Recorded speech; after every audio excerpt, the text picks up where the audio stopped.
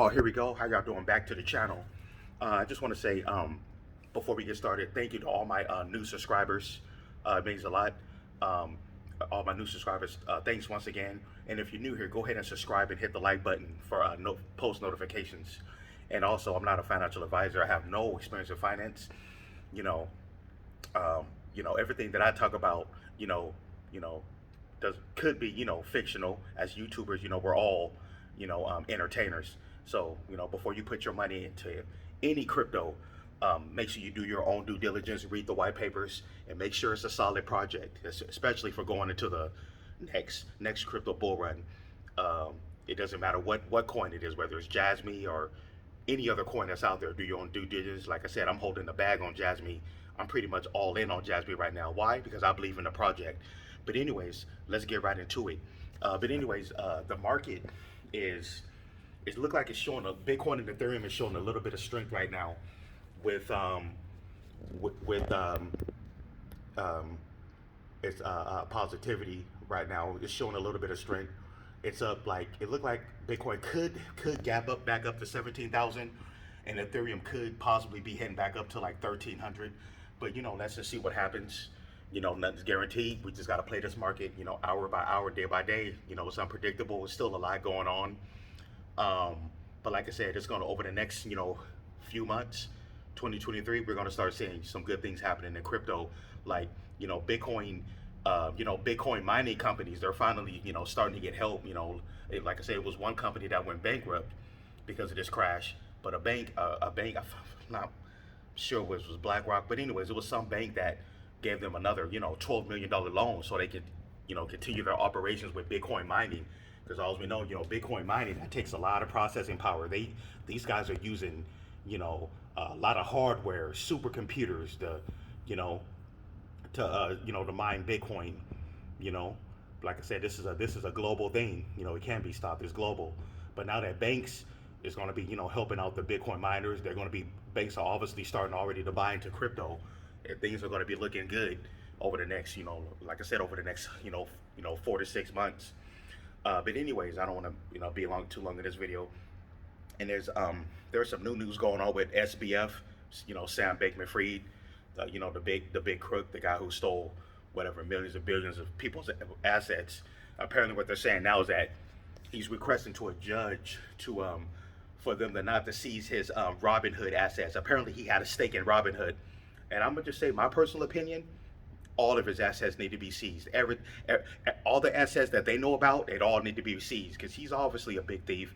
He tried to lie and say that he only had 100,000 left. No, they stole all that money and they just sent it to different wallets and they just sent it offshore. He's hiding. Most likely he's hiding at least a couple of billion somewhere, no doubt. They need to seize everything that they can, whether his properties in the Bahamas, all of his assets need to be seized because all those people that they ripped off, stole from, those people eventually need to get paid back. Those people need their money back, right? So why does he have the right to still hold on to assets after stealing billions of dollars? That doesn't make any sense. So anyways, that's the latest news going on with that, with SBF. You know, he's trying not to get his assets with Robinhood seized, but obviously they need to go ahead and a judge need to make a right decision and go ahead and seize that. That no longer belongs to them because they got to pay back the people that was you know the people that was on FTX using the exchange, and they just went and backdoored and stole, you know because we all know that right after FTX filed for bankruptcy, a hacker was conveniently able to come in and steal millions of dollars worth of Ethereum and Bitcoin. Yeah, millions of dollars in Ethereum and Bitcoin was stolen off the exchange right after they went bankrupt. So who do you guys think did that? I'm gonna tell you who I think possibly did that. Somebody connected with SBF. Obviously, somebody connected with SBF did that. It's obvious. You know, you don't even have to add two to two together to figure that out. But yeah, that's what's going on with that. And yeah, and I just want to say another thing is that you know, like I said, this is also a catalyst to get these bad apples out of crypto. We don't need people like this because the way I see it is like this. You know, people like SBF is a prime example why us, the retail investors, that was just another ploy for them to slow down our progress, to slow down our financial freedom. The more they keep letting people like this in the crypto community, manipulate and steal from people, it's just going to slow down our progress. It's going to slow down our financial freedom. It's just going to slow down the process. That's just the way I see it. So, going forward, this whole, people like SBF, not just SBF, anybody who just want to come into the community and trick people, like, hey, yeah, we got a new exchange here, and blah blah blah. Yeah, come invest with us, blah blah. We got low fees and all that. Whenever the company comes like that, they just came out of nowhere. They don't really have a track record like that. Like at least Coinbase have a track record. At least like I'm not gonna say Coinbase is perfect because they obviously not. They have a track record and they're somewhat um, um, what I was gonna say that word they're somewhat regulated because they're traded on the stock exchange, so they have to every quarter, which means every quarter they have to show their earnings. They have to show their earnings every month, every quarter, for being traded on the stock exchange, being a publicly traded company. But at least you can trust Coinbase in that sense. At least you know what I mean.